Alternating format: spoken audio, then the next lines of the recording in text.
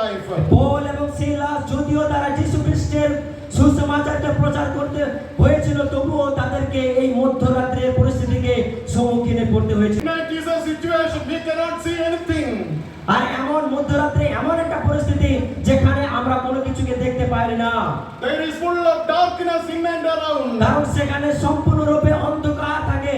There is nobody to help us at midnight. আর এমন একটা পরিস্থিতি এই মধ্যরাত্রে কেউ এমন থাকে না যেখানে আমাদেরকে সাহায্য করতে পারে। If we are affected with a sickness or disease, the pain will increase at midnight. আমরা যদি কোনো রকম একটা অসুস্থ বা কোনো রোগে আক্রান্ত থাকি, তাহলে অনেক সময় আমরা মধ্যরাত্রি বেলায় আমাদের যন্ত্রণা ব্যথা বাড়তে শুরু করে।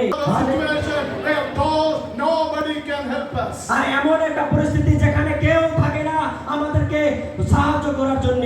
So my dear brothers and sisters, if you are facing such a midnight situation in our life because of your own cause, because there is a great purpose God has to fulfill in your life.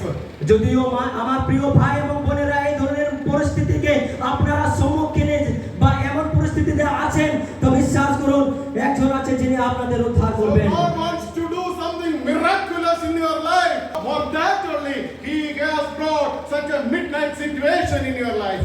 আর এমন একটা অলৌকিক কার্যের প্রয়োজন এবং চমৎকার প্রয়োজন আমাদের এমন পরিস্থিতি যেখানে মধ্যরাত্রি হয়। So the midnight is a situation which tests our bhakti. আর এমন যখন মধ্যরাত্রির মতো পরিস্থিতি আমাদের জীবনে আসে, তখনই হয় আমাদের সত্যিকারের ভক্তির পরীক্ষা। And if